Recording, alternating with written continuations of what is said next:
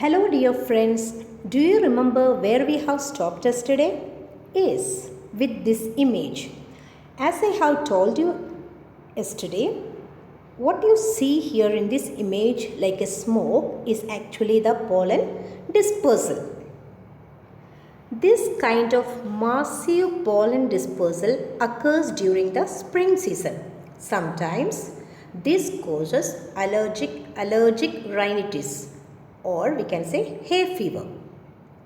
The pollen grains carried away by wind will get trapped in a sticky drop called the pollination drop, seen at the micropyle. Pollination drop is secreted by the ovules.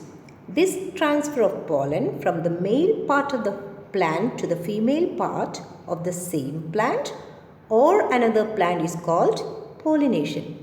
In almost all gymnosperms, as we saw in the pic in the earlier slide, wind plays an important role in the pollination. Such a kind of pollination by wind is called anemophily. Here, the pollen grains can travel with wind for miles and can withstand extreme dry. Now, the pollination drops dries out and the pollen grains are drawn into the pollen chamber of the ovule. The micropyle is closed. A tube called pollen tube starts to develop from the pollen grain. After a month of pollination, one cell of the nucellus gets differentiated into a megaspore mother cell.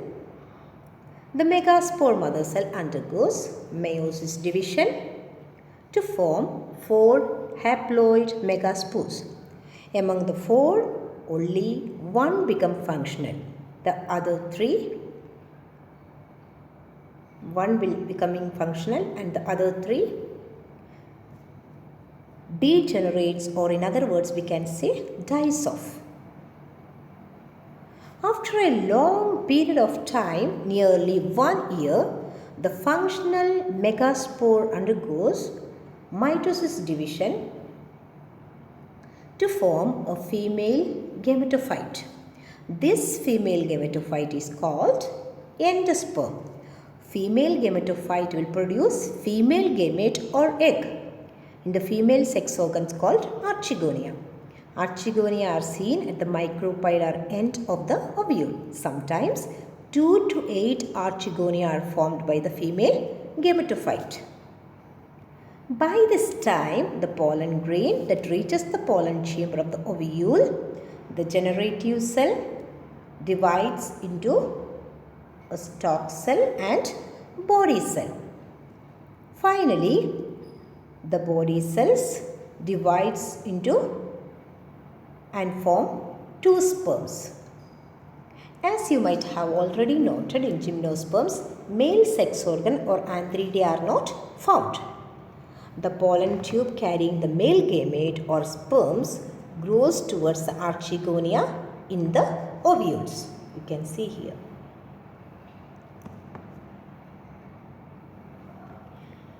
If these sperms are ciliated like in cycas and ginkgo, the pollen tube will discharge the sperms near the mouth of the archegonia and the sperms will move to the egg, but some gymnosperms like Pinus and Netum have sperms with no flagella or cilia.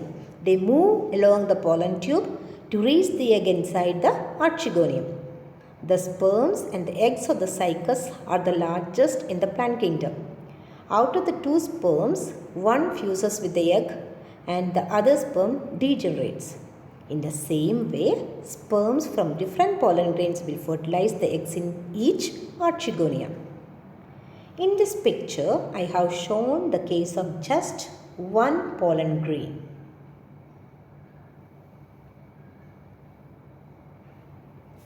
The sperm in nucleus and the egg nucleus fuse to form a diploid zygote. In the case of algae, bryophytes and pteridophytes, there was a requirement of water for the sperms in the antheridia to reach archegonia. But in gymnosperms, one thing to be noted is that there is no requirement of water for the fertilization to occur.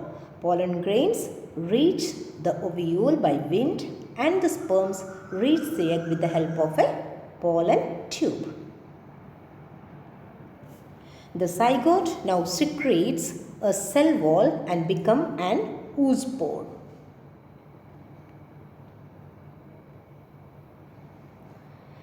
The oospore then develops into a young embryo inside the ovule. Since single cycus ovule can change 2 to 8 archegonia, 2 to 8 embryos will also develop into a single ovule. The phenomenon of development of more than one embryo inside a single ovule is known as polyembryony. Among the 2 to 8 embryos, only one embryo will reach maturity and others degenerate. All these changes that occur after the fertilization make the ovule turn into a seed. So, seed is basically a fertilized ovule. Seeds have many advantages. They are protected with many layers of cells. They can be dispersed by wind, water, or animals. They can remain dormant till the conditions are suitable for germination. The food stored inside endosperm can be used up by the embryo at the time of germination.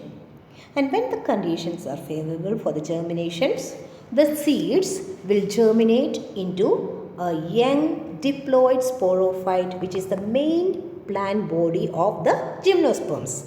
Now you have learned a lot of new terms: ovules, pollen grains, nucellus, pollination, polyembryony, and above all seed. Maybe it was a little bit difficult to grasp those things, but be relaxed. We got over the most difficult part of the gymnosperms. Okay? Now let's proceed with the remaining part. Gymnosperms are vascular plants which shows secondary growth, thickening. This means that the root and stem of gymnosperm will increase in diameter greatly after a short period of growth. But how does this happen? This is because during the secondary growth inside the stem and roots, great amount of secondary vascular tissues called secondary xylem and also secondary phloem starts to form, and as a result the diameter of the stems and roots increases. So secondary xylem is basically the wood and phloem is the inner bark.